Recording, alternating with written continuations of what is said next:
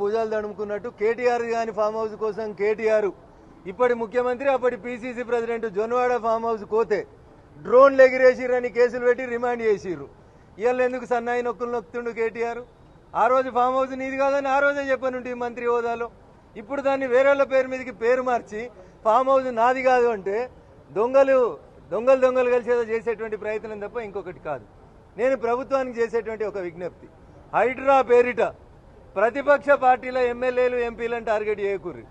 నిజంగా సుప్రీంకోర్టు నిబంధనల ప్రకారం చెరువులో శిఖంలో బఫర్ జోన్లో రఘునందన్ రావు కట్టిన, దామోదర్ గారు కట్టిన, కేటీఆర్ గారు కట్టిన, కవిత గారు కట్టిన దయా దాక్షిణ్యాలు లేకుండా 24 గంటలలో కూల్చేయాలని నేను ఈ సందర్భంగా డిమాండ్ చేస్తా ఉన్నా.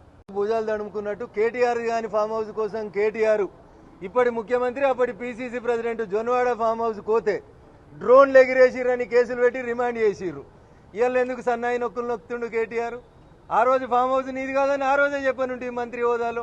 ఇప్పుడు దాన్ని వేరేళ్ళ పేరు మీదకి పేరు మార్చి ఫామ్ హౌస్ నాది కాదు అంటే దొంగలు కలిసి ఏదో చేసేటువంటి ప్రయత్నం తప్ప ఇంకొకటి కాదు.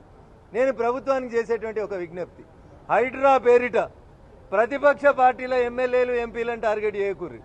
నిజంగా సుప్రీంకోర్టు నిబంధనల ప్రకారం చెరువులో శిఖంలో బఫర్ జోన్లో రఘునందన్ రావు కట్టిన, దామోదర్ గారు కట్టిన, కేటీఆర్ గారు కట్టిన, కవిత గారు కట్టిన దయా దాక్షిణ్యాలు లేకుండా 24 గంటలలో కూల్చేయాలని నేను ఈ సందర్భంగా డిమాండ్ చేస్తా ఉన్నా.